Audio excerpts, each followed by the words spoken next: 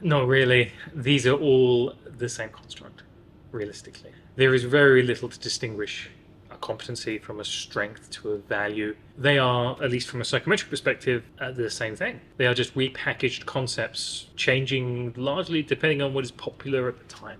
That is unfortunate and may be a little difficult for people to accept, but the differences between them are fundamentally semantic in nature.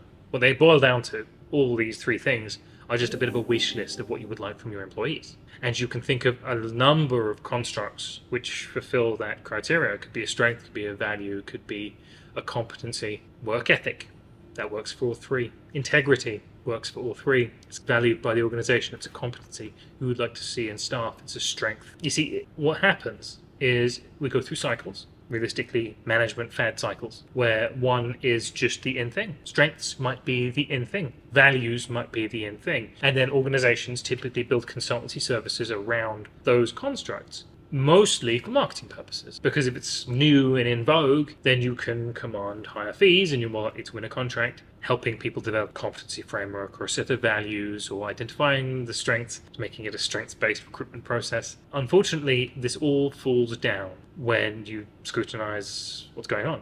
And what's going on is people are falling for a very specific fallacy called the jangle fallacy. And it happens everywhere. What that means is when you have two or more identical constructs, but you name them differently, you describe them a little differently, you give them slightly differing definitions, and then you pretend they're two different things. So if we're bored of competencies and we rename them strengths, they may be identical in function and practice, but they're strengths. Now that's something new, that's something interesting, and organizations are keen to capitalize on that, particularly in the consultancy space, because it's new and in vogue and it's interesting, and you can reinvent the wheel over and over and over again, ultimately not really benefiting anyone, but at least you're speaking the language that people are more interested in. And that does have some value for that reason.